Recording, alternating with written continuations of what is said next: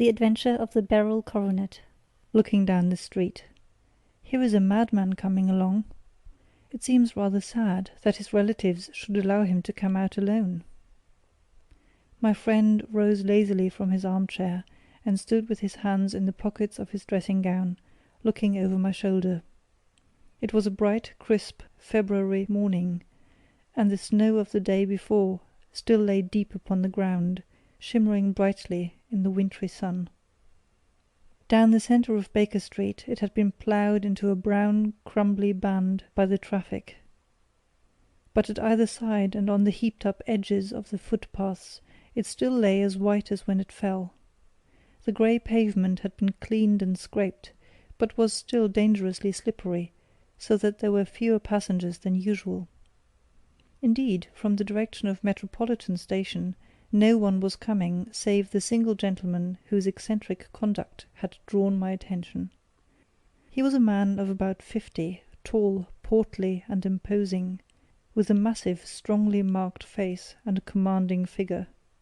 He was dressed in a sombre yet rich style, in black frock coat, shining hat, neat brown gaiters, and well-cut pearl-grey trousers. Yet his actions were an absurd contrast to the dignity of his dress and features, for he was running hard, with occasional little springs, such as a weary man gives who is little accustomed to set any tax upon his legs.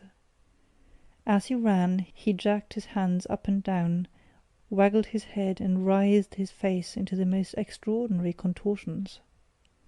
"What on earth can be the matter with him?" I asked. "He is looking up at the numbers of the houses." "I believe that he is coming here," said Holmes, rubbing his hands. "Here?" "Yes, I rather think he is coming to consult me professionally. I think that I recognize the symptoms. Ha! Did I not tell you?" As he spoke, the man, puffing and blowing, rushed at our door and pulled at our bell until the whole house resounded with the clanging. A few moments later he was in our room, still puffing, still gesticulating, but with so fixed a look of grief and despair in his eye that our smiles were turned in an instant to horror and pity. For a while he could not get his words out, but swayed his body and plucked at his hair, like one who has been driven to the extreme limits of his reason. Then, suddenly springing to his feet, he beat his head against the wall with such force that we both rushed upon him and tore him away to the centre of the room. Sherlock Holmes pushed him down into the easy-chair and, sitting beside him, patted his hand and chatted with him in the easy, soothing tones which he knew so well how to employ. "You have come to tell me your story, have you not?" said he. "You are fatigued with your haste. Pray wait until you have recovered yourself, and then I shall be most happy to look into any little problem which you may submit to me." The man sat for a minute or more with a heaving chest, fighting against his emotion. Then he passed his handkerchief over his brow, set his lips tight, and turned his face towards us. "No doubt you think me mad," said he. "I see that you have had some great trouble," responded Holmes. "God knows I have. A trouble which is enough to unseat my reason, so sudden and so terrible is it. Public disgrace I might have faced, although I am a man whose character has never yet borne a stain. Private affliction also is the lot of every man, but the two coming together, and in so frightful a form, have been enough to shake my very soul. Besides, it is not I alone. The very noblest in the land may suffer, unless some way be found out of this horrible affair." "Pray compose yourself, sir," said Holmes, "and let me have a clear account of who you are and what it is that has befallen you." "My name," answered our visitor, "is probably familiar to your ears. I am Alexander Holder, of the bank firm of Holder and Stevenson, of Threadneedle Street." The name was indeed well known to us as belonging to the senior partner in the second largest private banking concern in the City of London. What could have happened, then, to bring one of the foremost citizens of London to this most pitiable pass? We waited, all curiosity, until with another effort he braced himself to tell his story. "I feel that time is of value," said he. "That is why I hastened here when the police inspector suggested that I should secure your cooperation. I came to Baker Street by the Underground and hurried from here on foot, for the cabs go slowly through this snow. That is why I was so out of breath, for I am a man who takes very little exercise.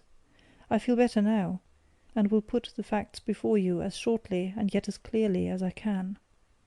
It is of course well known to you that in a successful banking business as much depends upon our being able to find remunerative investments for our funds as upon our increasing our connection and the number of our depositors. One of our most lucrative means of laying out money is in the shape of loans, where the security is unimpeachable. We have done a good deal in this direction during the last few years, and there are many noble families to whom we have advanced large sums upon the security of their pictures, libraries, or plate. Yesterday morning I was seated in my office at the bank when a card was brought to me by one of the clerks. I started when I saw the name, for it was that of none other than— well, perhaps even to you I had better say no more than that it was a name which is a household word all over the earth, one of the highest, noblest, most exalted names in England. I was overwhelmed by the honour and attempted, when he entered, to say so, but he plunged at once into business, with the air of a man who wishes to hurry quickly through a disagreeable task.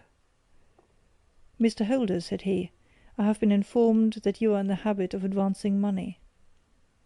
"The firm does so when the security is good," I answered. "It is absolutely essential to me," said he, "that I should have £50,000 at once. I could, of course, borrow so trifling a sum 10 times over from my friends, but I much prefer to make it a matter of business and so carry out that business myself. In my position you can readily understand that it is unwise to place one's self under obligations." "For how long, may I ask, do you want this sum?" I asked.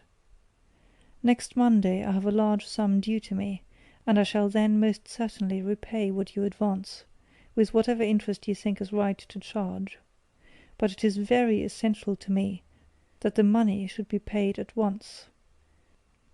"I should be happy to advance it without further parley from my own private purse," said I, "were it not that the strain would be rather more than I could bear. If, on the other hand, I am to do it in the name of the firm, then in justice to my partner I must insist that, even in your case, every businesslike precaution should be taken." "I should much prefer to have it so," said he, raising up a square, black morocco case which he had laid beside his chair. "You have doubtless heard of the Beryl coronet." "One of the most precious public possessions of the empire," said I. "Precisely." He opened the case, and there, embedded in soft, flesh-coloured velvet, lay the magnificent piece of jewellery which he had named. "There are 39 enormous barrels," said he, "and the price of the gold chasing is incalculable. The lowest estimate would put the worth of the coronet at double the sum which I have asked. I am prepared to leave it with you as my security." I took the precious case into my hands, and looked in some perplexity from it to my illustrious client. "You doubt its value?" he asked. "Not at all. I only doubt the propriety of my leaving it. You may set your mind at rest about that. I should not dream of doing so, were it not absolutely certain that I should be able in 4 days to reclaim it. It is a pure matter of form. Is the security sufficient? Ample. You understand, Mr. Holder, that I am giving you a strong proof of the confidence which I have in you, founded upon all that I have heard of you. I rely upon you not only to be discreet and to refrain from all gossip upon the matter, but, above all, to preserve this coronet with every possible precaution, because I need not say that a great public scandal would be caused if any harm were to befall it. Any injury to it would be almost as serious as its complete loss, for there are no Beryls in the world to match these, and it would be impossible to replace them. I leave it with you, however, with every confidence, and I shall call for it in person on Monday morning." Seeing that my client was anxious to leave, I said no more, but, calling for my cashier, I ordered him to pay over 50 £1,000 notes. When I was alone once more, however, with the precious case lying upon the table in front of me, I could not but think with some misgivings of the immense responsibility which it entailed upon me. There could be no doubt that, as it was a national possession, a horrible scandal would ensue if any misfortune should occur to it. I already regretted having ever consented to take charge of it. However, it was too late to alter the matter now, so I locked it up in my private safe, and turned once more to my work. When evening came, I felt that it would be an imprudence to leave so precious a thing in the office behind me. Bankers' safes had been forced before now, and why should not mine be? If so, how terrible would be the position in which I should find myself! I determined, therefore, that for the next few days I would always carry the case backward and forward with me, so that it might never be really out of my reach. With this intention, I called a cab and drove out to my house at Streatham, carrying the jewel with me. I did not breathe freely until I had taken it upstairs and locked it in the bureau of my dressing-room. And now a word as to my household, Mr. Holmes, for I wish you to thoroughly understand the situation. My groom and my page sleep out of the house, and may be set aside altogether. I have 3 maidservants, who have been with me a number of years, and whose absolute reliability is quite above suspicion. Another, Lucy Parr, the second waiting maid, has only been in my service a few months. She came with an excellent character, however, and has always given me satisfaction. She is a very pretty girl, and has attracted admirers who have occasionally hung about the place. That is the only drawback which we have found to her, but we believe her to be a thoroughly good girl in every way. So much for the servants. My family itself is so small that it will not take me long to describe it. I am a widower, and I have an only son, Arthur. He has been a disappointment to me, Mr. Holmes, a grievous disappointment. I have no doubt that I am myself to blame. People tell me that I have spoiled him. Very likely I have. When my dear wife died, I felt that he was all I had to love. I could not bear to see the smile fade even for a moment from his face. I have never denied him a wish. Perhaps it would have been better for both of us, had I been sterner, but I meant it for the best. It was naturally my intention that he should succeed me in my business, but he was not of a business turn. He was wild, wayward, and, to speak the truth, I could not trust him in the handling of large sums of money.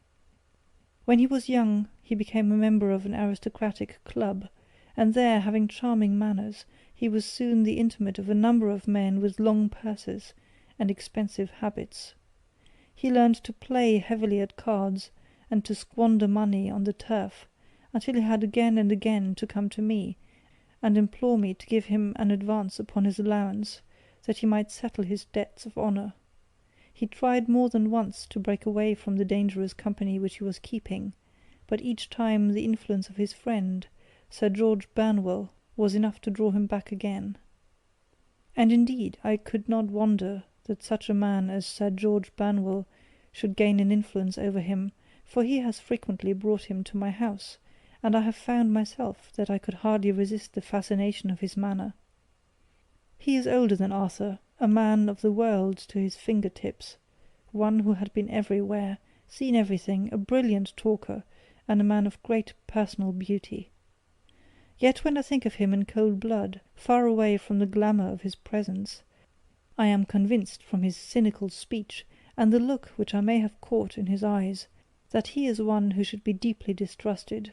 So I think, and so too thinks my little Mary, who has a woman's quick insight into character. And now there is only she to be described. She is my niece, but when my brother died 5 years ago, and left her alone in the world, I adopted her, and have looked upon her ever since as my daughter. She is a sunbeam in my house, sweet, loving, beautiful, a wonderful manager and housekeeper, yet as tender and quiet and gentle as a woman could be. She is my right hand. I do not know what I could do without her. In only one matter has she ever gone against my wishes. Twice my boy has asked her to marry him, for he loves her devotedly, but each time she has refused him. I think that if anyone could have drawn him into the right path, it would have been she, and that his marriage might have changed his whole life. But now, alas, it is too late, forever too late. Now, Mr. Holmes, you know the people who live under my roof, and I shall continue with my miserable story. When we were taking coffee in the drawing-room that night after dinner, I told Arthur and Mary my experience, and of the precious treasure which we had under our roof, suppressing only the name of my client. Lucy Parr, who had brought in the coffee, had, I am sure, left the room, but I cannot swear that the door was closed. Mary and Arthur were much interested, and wished to see the famous coronet, but I thought it better not to disturb it. "Where have you put it?" asked Arthur. "In my own bureau." "Well, I hope to goodness the house won't be burgled during the night," said he. "It is locked up," I answered. "Oh, any old key will fit that bureau. When I was a youngster I have opened it myself with the key of the box-room cupboard." He often had a wild way of talking, so that I thought little of what he said. He followed me to my room, however, that night with a very grave face. "Look here, Dad," said he with his eyes cast down, "can you let me have £200? "No, I cannot," I answered sharply. "I have been far too generous with you in money matters." "You have been very kind," said he, "but I must have this money, or else I can never show my face inside the club again." "And a very good thing too," I cried. "Yes, but you would not have me leave it a dishonoured man," said he. "I could not bear the disgrace. I must raise the money in some way, and if you will not let me have it, then I must try other means." I was very angry, for this was the third demand during the month. "You shall not have a farthing from me," I cried, on which he bowed and left the room without another word. When he was gone I unlocked my bureau, made sure that my treasure was safe, and locked it again. Then I started to go round the house to see that all was secure, a duty which I normally leave to Mary, but which I thought it well to perform myself that night.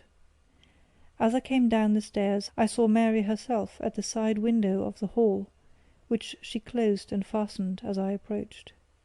"Tell me, Dad," she said, looking, I thought, a little disturbed, "did you give Lucy, the maid, leave to go out tonight?"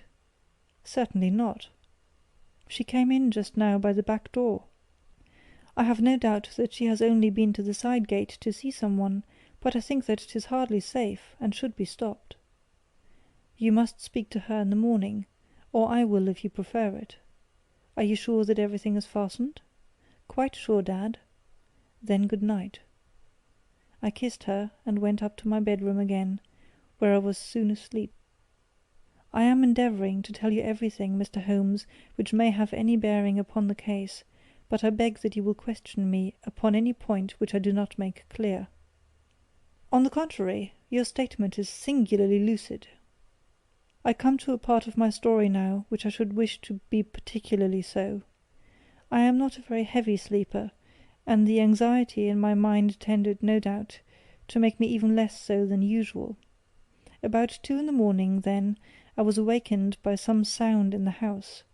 It had ceased ere I was wide awake, but it had left an impression behind, as though a window had gently closed somewhere. I lay listening with all my ears. Suddenly, to my horror, there was a distinct sound of footsteps moving softly in the next room. I slipped out of bed, all palpitating with fear, and peeped round the corner of my dressing-room door. "Arthur!" I screamed. "You villain! You thief! How dare you touch that coronet?" The gas was half up, as I had left it, and my unhappy boy, dressed only in his shirt and trousers, was standing beside the light, holding the coronet in his hands. He appeared to be wrenching at it, or bending it with all his strength. At my cry he dropped it from his grasp, and turned as pale as death. I snatched it up and examined it. One of the gold corners, with 3 of the beryls in it, was missing. "You blackguard!" I shouted, beside me with rage. "You have destroyed it! You have dishonoured me forever! Where are the jewels which you have stolen?" "Stolen!" he cried. "Yes, thief!" I roared, shaking him by the shoulder. "There are none missing. There cannot be any missing," said he. "There are 3 missing, and you know where they are. Must I call you a liar as well as a thief? Did I not see you trying to tear off another piece?" "You have called me names enough," said he. "I will not stand it any longer. I shall not say another word about this business, since you have chosen to insult me. I will leave your house in the morning, and make my own way in the world." "You shall leave it in the hands of the police!" I cried, half mad with grief and rage. "I shall have this matter probed to the bottom." "You shall learn nothing from me," said he with a passion such as I should not have thought was in his nature. "If you choose to call the police, let the police find what they can." By this time the whole house was astir, for I had raised my voice in my anger. Mary was the first to rush into my room, and at the sight of the coronet and of Arthur's face, she read the whole story and with a scream fell down senseless on the ground. I sent the housemaid for the police, and put the investigation into their hands at once. When the inspector and a constable entered the house, Arthur, who had stood sullenly with his arms folded, asked me whether it was my intention to charge him with theft. I answered that it had ceased to be a private matter, but had become a public one, since the ruined coronet was national property. I was determined that the law should have its way in everything. "At least," he said, "you will not have me arrested at once. It would be to your advantage as well as mine, if I might leave the house for 5 minutes." "That you may get away, or perhaps that you may conceal what you have stolen," said I. And then, realizing the dreadful position in which I was placed, I implored him to remember that not only my honour, but that of one who was far greater than I, was at stake, and that he threatened to raise a scandal which would convulse the nation. He might avert it all if he would but tell me what he had done with the 3 missing stones. "You may as well face the matter," said I. "You have been caught in the act, and no confession could make your guilt more heinous. If you but make such reparation as is in your power, by telling us where the beryls are, all shall be forgiven and forgotten." "Keep your forgiveness for those who ask for it," he answered, turning away from me with a sneer. I saw that he was too hardened for any words of mine to influence him. There was but one way for it. I called in the inspector and gave him into custody. A search was made at once, not only of his person, but of his room, and of every portion of the house where he could possibly have concealed the gems, but no trace of them could be found, nor would the wretched boy open his mouth for all our persuasions and our threats. This morning he was removed to a cell, and I, after going through all the police formalities, have hurried round to you to implore you to use your skill in unravelling the matter. The police have openly confessed that they can at present make nothing of it. You may go to any expense which you think necessary. I have already offered a reward of £1,000. My God, what shall I do? I have lost my honour, my gems, and my son in one night. Oh, what shall I do?" He put a hand on either side of his head and rocked himself to and fro, droning to himself like a child whose grief has got beyond words. Sherlock Holmes sat silent for some few minutes, with his brows knitted and his eyes fixed upon the fire. "Do you receive much company?" he asked. "None save my partner with his family, and an occasional friend of Arthur's. Sir George Burnwell has been several times lately. No one else, I think. Do you go out much in society?" "Arthur does. Mary and I stay at home. We neither of us care for it." That is unusual in a young girl. She is of a quiet nature. Besides, she is not so very young. She is 24. This matter, from what you say, seems to have been a shock to her also. Terrible! She is even more affected than I. You have neither of you any doubt as to your son's guilt? How can we have, when I saw him with my own eyes, with the coronet in his hands? I hardly consider that a conclusive proof. Was the remainder of the coronet at all injured? Yes, it was twisted. Do you not think, then, that you might have been trying to straighten it? God bless you! You are doing what you can for him and for me, but it is too heavy a task. What was he doing there at all? If his purpose were innocent, why did he not say so? Precisely. And if he were guilty, why did he not invent a lie? His silence appears to me to cut both ways. There are several singular points about the case. What did the police think of the noise which awoke you from your sleep? They considered that it might be caused by Arthur's closing his bedroom door. A likely story! As if a man bent on felony would slam his door so as to wake a household. What did they say, then, of the disappearance of these gems? They are still sounding the planking and probing the furniture in the hope of finding them. Have they thought of looking outside the house? Yes, they have shown extraordinary energy. The whole garden has already been minutely examined.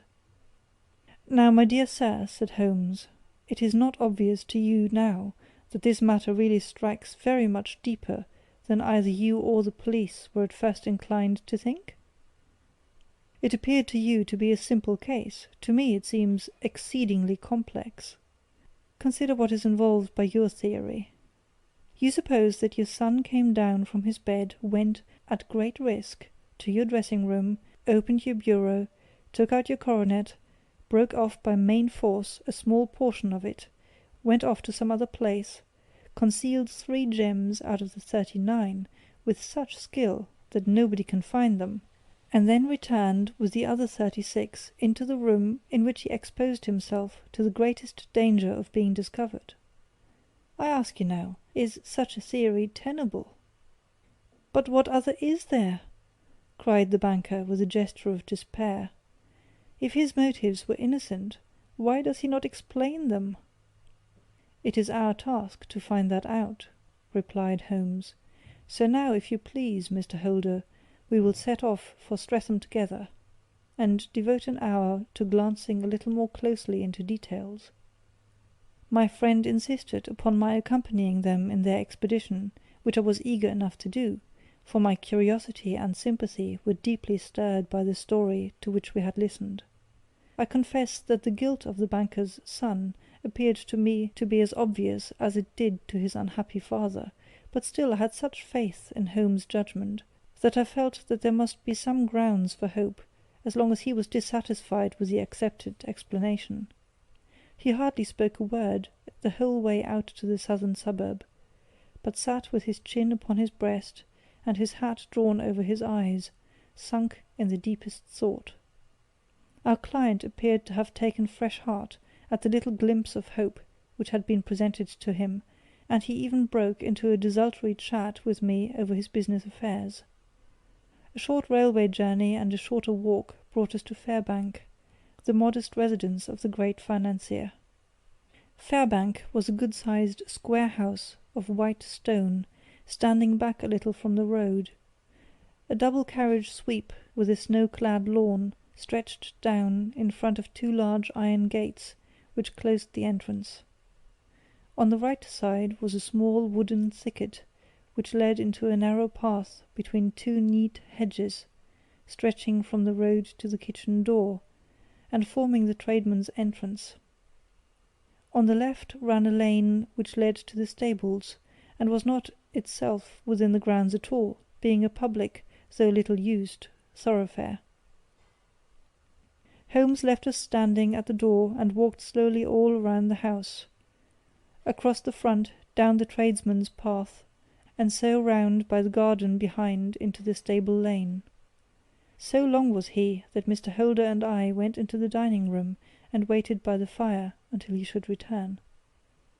We were sitting there in silence when the door opened and the young lady came in. She was rather above the middle height, slim, with dark hair and eyes, which seemed the darker against the absolute pallor of her skin. I do not think that I have ever seen such deadly paleness in a woman's face. Her lips, too, were bloodless, but her eyes were flushed with crying. As she swept silently into the room, she impressed me with a greater sense of grief than the banker had done in the morning, and it was the more striking in her as she was evidently a woman of strong character, with immense capacity for self-restraint. Disregarding my presence, she went straight to her uncle and passed her hand over his head with a sweet womanly caress. "You have given orders that Arthur should be liberated, have you not, Dad?" she asked. "No, no, my girl. The matter must be probed to the bottom." "But I am so sure that he is innocent. You know what woman's instincts are. I know that he has done no harm, and that you will be sorry for having acted so harshly. Why is he silent, then, if he is innocent? Who knows? Perhaps because he was so angry that you should suspect him. How could I help suspecting him, when I actually saw him with the coronet in his hand? Oh, but he had only picked it up to look at it. Oh, do take my word for it that he is innocent. Let the matter drop and say no more. It is so dreadful to think of our dear Arthur in prison. I shall never let it drop until the gems are found. Never, Mary. Your affection for Arthur blinds you as to the awful consequences to me. Far from hushing the thing up, I have brought a gentleman down from London to inquire more deeply into it." "This gentleman?" she asked, facing round to me. "No, his friend. He wished us to leave him alone. He is round in the stable lane now." "The stable lane?" She raised her dark eyebrows. "What can he hope to find there? Ah, this, I suppose, is he. I trust, sir, that you will succeed in proving what I feel sure is the truth, that my cousin Arthur is innocent of his crime."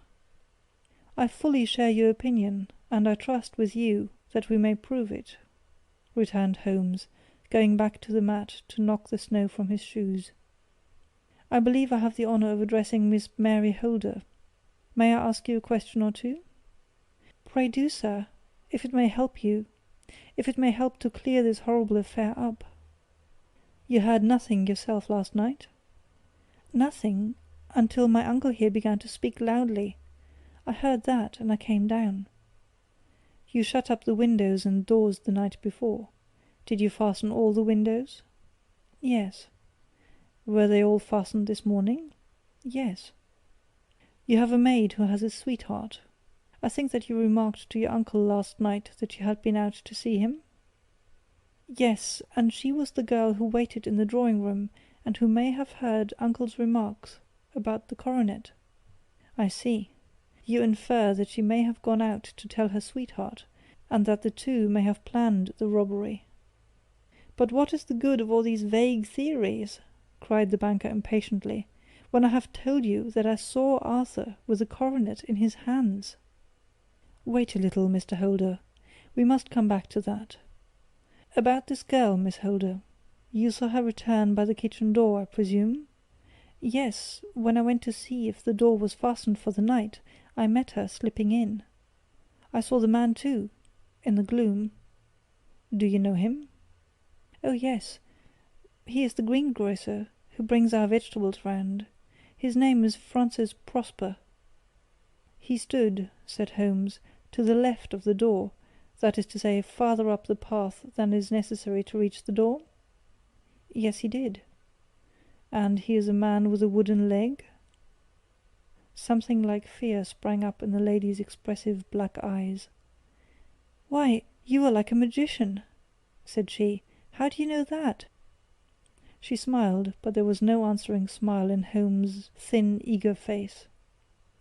"I should be very glad now to go upstairs," said he. "I shall probably wish to go over to the outside of the house again. Perhaps I had better take a look at the lower windows before I go up. He walked swiftly round from one to the other, pausing only at a large one which looked from the hall into the stable lane. This he opened and made a very careful examination of the sill with his powerful magnifying lens. "Now we shall go upstairs," said he at last. The banker's dressing-room was a plainly furnished little chamber with a grey carpet, a large bureau, and a long mirror. Holmes went to the bureau first, and looked hard at the lock. "Which key was used to open it?" he asked. "That which my son himself indicated, that of the cupboard of the lumber room." "Have you it here?" "That is it on the dressing-table." Sherlock Holmes took it up and opened the bureau. "It is a noiseless lock," said he. "It is no wonder that it did not wake you. This case, I presume, contains the coronet. We must have a look at it." He opened the case, and taking out the diadem, he laid it upon the table. It was a magnificent specimen of the jeweller's art, and the 36 stones were the finest that I have ever seen. At one side of the coronet was a cracked edge, where a corner holding 3 gems had been torn away. "Now, Mr. Holder," said Holmes, "here is the corner which corresponds to that which has been so unfortunately lost. Might I beg that you will break it off?" The banker recoiled in horror. "I should not dream of trying it," said he. "Then I will." Holmes suddenly bent his strength upon it, but without result. "I feel it give a little," said he, "but, though I am exceptionally strong in the fingers, it would take me all my time to break it. An ordinary man could not do it. Now, what do you think would happen if I did break it, Mr. Holder? There would be a noise like a pistol shot. Do you tell me that all this happened within a few yards of your bed, and that you heard nothing of it? I do not know what to think. It is all dark to me. But perhaps it may grow lighter as we go. What do you think, Miss Holder? I confess that I still share my uncle's perplexity. Your son had no shoes or slippers on when you saw him? He had nothing on save only his trousers and shirt. Thank you. We have certainly been favoured with extraordinary luck during this inquiry, and it will be entirely our own fault if we do not succeed in clearing this matter up. With your permission, Mr. Holder, I shall now continue my investigations outside."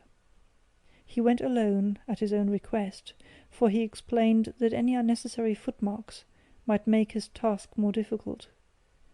For an hour or more he was at work, returning at last with his feet heavy with snow, and his features as inscrutable as ever. "I think that I have seen now all there is to see, Mr. Holder," said he. "I can serve you best by returning to my rooms." "But the gems, Mr. Holmes, where are they?" "I cannot tell." The banker wrung his hands. "I shall never see them again," he cried. "And my son? You give me hopes?" "My opinion is in no way altered."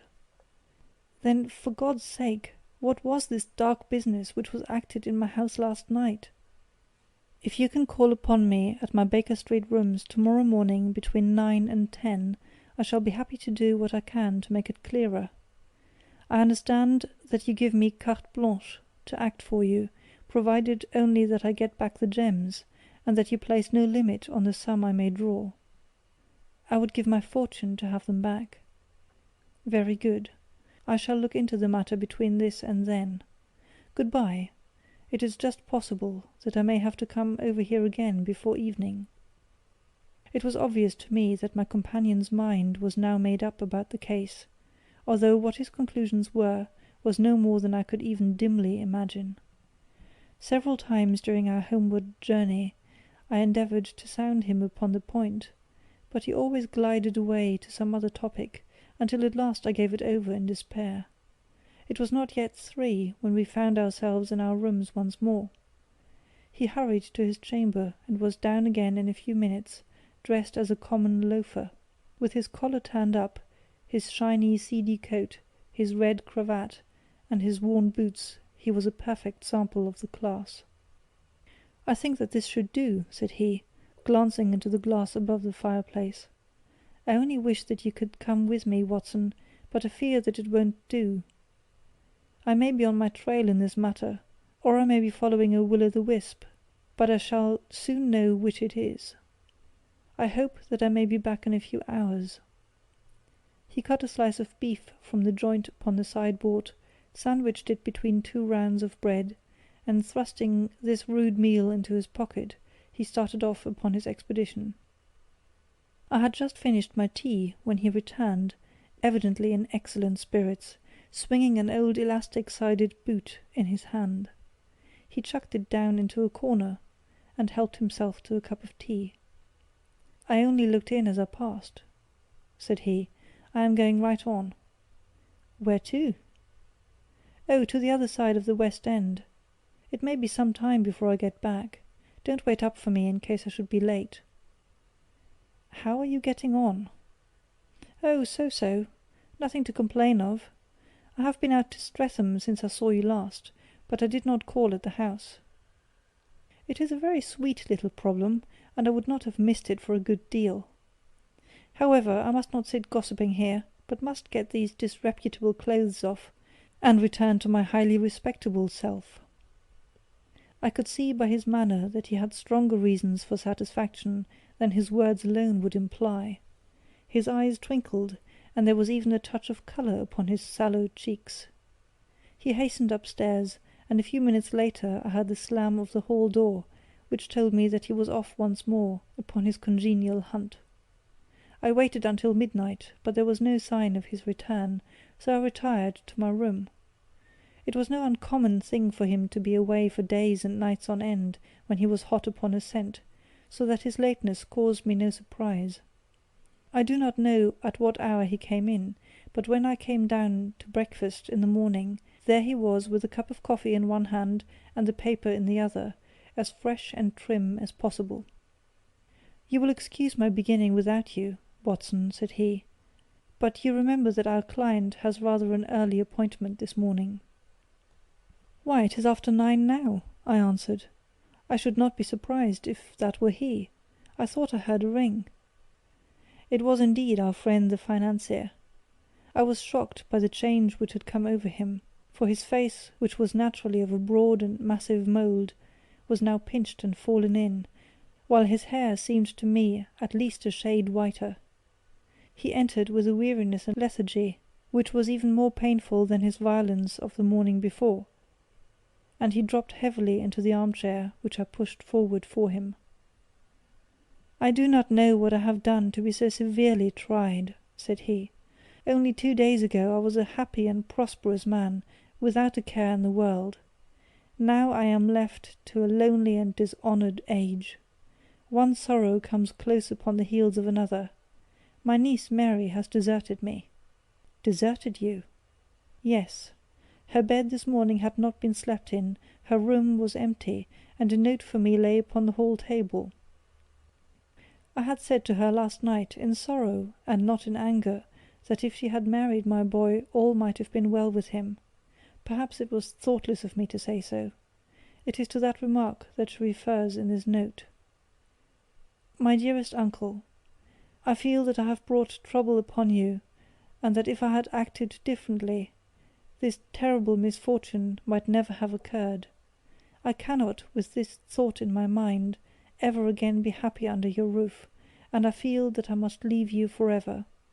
Do not worry about my future, for that is provided for, and above all do not search for me, for it will be fruitless labour and an ill service to me.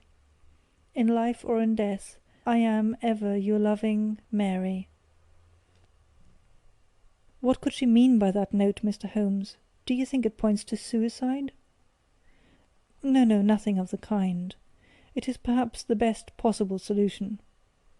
I trust, Mr. Holder, that you are nearing the end of your troubles. Ha! You say so. You have heard something, Mr. Holmes, you have learned something. Where are the gems? You would not think £1,000 apiece an excessive sum for them? I would pay 10. That would be unnecessary. 3,000 will cover the matter. And there is a little reward, I fancy. Have you your cheque-book? Here is a pen. Better make it out for £4,000. With a dazed face, the banker made out the required cheque. Holmes walked over to his desk, took out a little triangular piece of gold with 3 gems in it, and threw it down upon the table. With a shriek of joy, our client clutched it up. "You have it!" he gasped. "I am saved! I am saved!" The reaction of joy was as passionate as his grief had been, and he hugged his recovered gems to his bosom. "There is one other thing you owe, Mr. Holder," said Sherlock Holmes rather sternly. "Oh!" He caught up a pen. "Name the sum, and I will pay it." "No, the debt is not to me. You owe a very humble apology to that noble lad, your son, who has carried himself in this matter as I should be proud to see my own son do, should I ever chance to have one." "Then it was not Arthur who took them?" "I told you yesterday, and I repeat today, that it was not." "You are sure of it? Then let us hurry to him at once, to let him know that the truth is known. He knows it already. When I had cleared it up, I had an interview with him, and finding that he would not tell me the story, I told it to him, on which he had to confess that I was right, and to add the very few details which were not yet quite clear to me. Your news of this morning, however, may open his lips. For heaven's sake, tell me then, what is this extraordinary mystery?" "I will do so, and I will show you the steps by which I reached it. And let me say to you first, that which it is hardest for me to say and for you to hear. There has been an understanding between Sir George Burnwell and your niece Mary. They have now fled together." "My Mary? Impossible." "It is unfortunately more than possible, it is certain. Neither you nor your son knew the true character of this man when you admitted him into your family circle. He is one of the most dangerous men in England, a ruined gambler, an absolutely desperate villain, a man without heart or conscience. Your niece knew nothing of such men. When he breathed his vows to her, as he had done to 100 before her, she flattered herself that she alone had touched his heart. The devil knows best what he said, but at least she became his tool, and was in the habit of seeing him nearly every evening." "I cannot and I will not believe it!" cried the banker with an ashen face. "I will tell you, then, what occurred in your house last night. Your niece, when you had, as she thought, gone to your room, slipped down and talked to her lover through the window which leads into the stable lane. His footmarks had pressed right through the snow, so long had he stood there. She told him of the coronet. His wicked lust for gold kindled at the news, and he bent her to his will. I have no doubt that she loved you, but there are women in whom the love of a lover extinguishes all other loves, and I think that she must have been one. She had hardly listened to his instructions when she saw you coming downstairs, on which she closed the window rapidly, and told you about one of the servants' escapade with her wooden-legged lover, which was all perfectly true. Your boy, Arthur, went to bed after his interview with you, but he slept badly on account of his uneasiness about his club debts. In the middle of the night he heard a soft tread pass his door, so he rose and, looking out, was surprised to see his cousin walking very stealthily along the passage until she disappeared into your dressing-room. Petrified with astonishment, the lad slipped on some clothes and waited there in the dark to see what would come of this strange affair. Presently she emerged from the room again, and in the light of the passage lamp your son saw that she carried the precious coronet in her hands.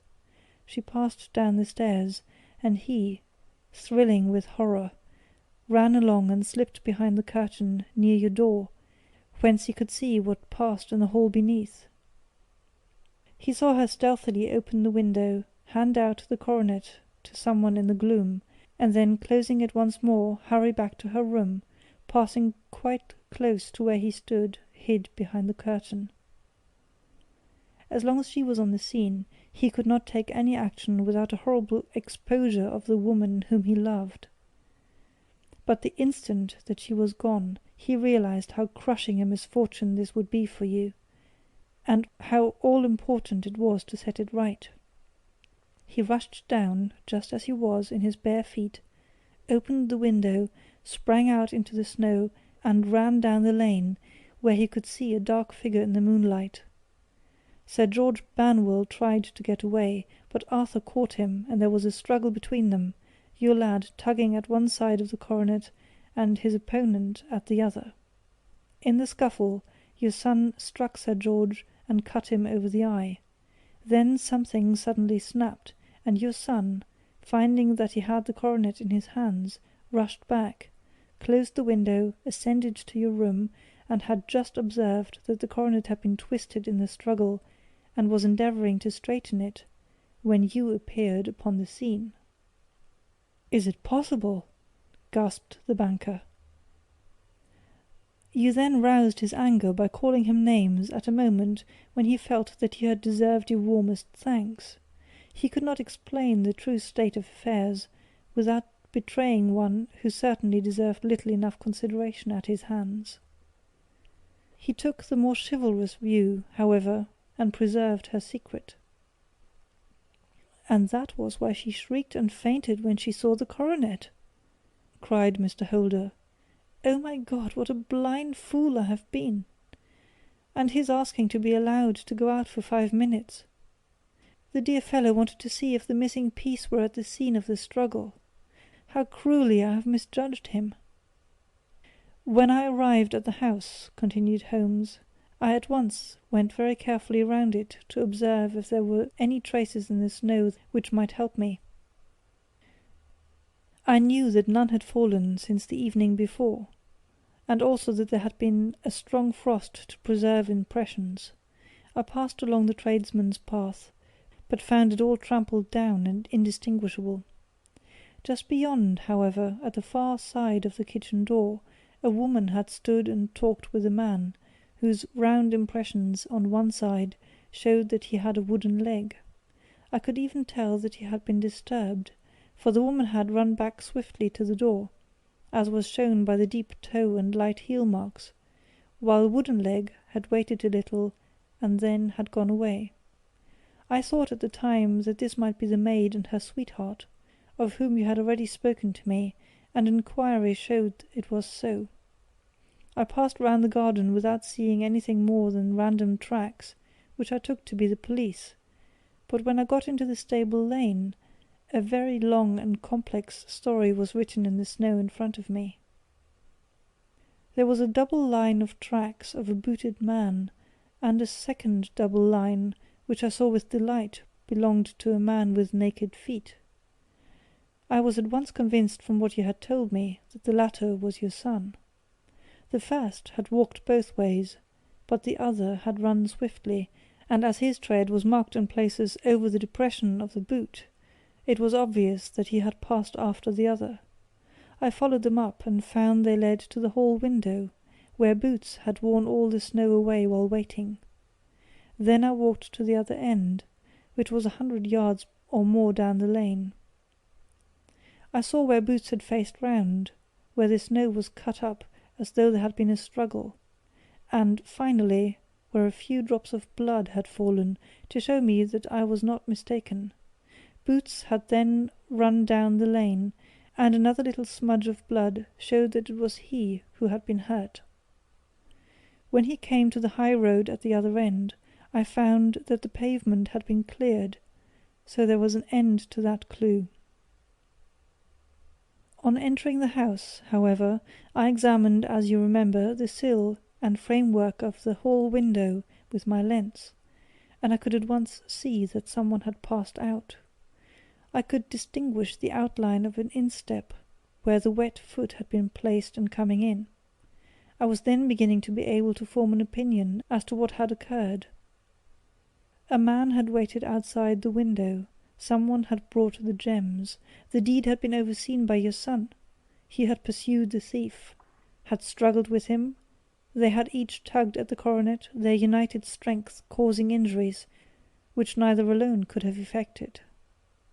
He had returned with a prize, but had left a fragment in the grasp of his opponent.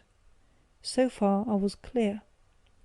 The question now was, who was the man, and who was it brought him the coronet? It is an old maxim of mine, that when you have excluded the impossible, whatever remains, however improbable, must be the truth. Now I knew that it was not you who had brought it down, so there only remained your niece and the maids. And if it were the maids, why should your son allow himself to be accused in their place? There could be no possible reason. As he loved his cousin, however, there was an excellent explanation why he should retain her secret, the more so as the secret was a disgraceful one. When I remembered that you had seen her at that window, and how she had fainted on seeing the coronet again, my conjecture became a certainty. And who could it be who was her confederate? A lover, evidently, for who else could outweigh the love and gratitude which she must feel for you? I knew that you went out little, and that your circle of friends was a very limited one. But among them was Sir George Burnwell. I had heard of him before as a man of evil reputation among women. It must have been he who wore those boots and retained the missing gems. Even though he knew that Arthur had discovered him, he might still flatter himself that he was safe, for the lad could not say a word without compromising his own family. Well, your own good sense will suggest what measures I took next. I went in the shape of a loafer to Sir George's house, managed to pick up an acquaintance with his valet, learned that his master had cut his head the night before, and finally, at the expense of 6 shillings, made all sure by buying a pair of his cast-off shoes. With these I journeyed down to Streatham, and saw that they exactly fitted the tracks. "I saw an ill-dressed vagabond on the lane yesterday evening," said Mr. Holder. "Precisely, it was I. I found that I had my man, so I came home and changed my clothes. It was a delicate part which I had to play then, for I saw that prosecution must be avoided to avert scandal, and I knew that so astute a villain would see that our hands were tied in the matter. I went and saw him. At first, of course, he denied everything. But when I gave him every particular that had occurred, he tried to bluster and took down a life-preserver from the wall. I knew my man, however, and I clapped a pistol to his head before he could strike. Then he became a little more reasonable. I told him that we would give him a price for the stones he held, £1,000 apiece. That brought out the first signs of grief that he had shown. 'Why, dash it all,' said he, 'I've let them go at 600 for the 3. I soon managed to get the address of the receiver who had them, on promising him that there would be no prosecution. Off I set to him, and after much chaffering I got our stones at £1,000 apiece. Then I looked in upon your son, told him that all was right, and eventually got to my bed at about 2 o'clock, after what I may call a really hard day's work. A day which has saved England from a great public scandal,' said the banker, rising. 'Sir, I cannot find words to thank you, but you shall not find me ungrateful for what you have done. Your skill has indeed exceeded all that I have heard of. And now I must fly to my dear boy to apologize to him for the wrong which I have done him. As to what you tell me of poor Mary, it goes to my very heart. Not even your skill can inform me where she is now.' 'I think that we may safely say,' returned Holmes, 'that she is wherever Sir George Burnwell is. It is equally certain, too, that whatever her sins are, they will soon receive a more than sufficient punishment.' End of The Beryl Coronet. Read by Gesine in December 2006.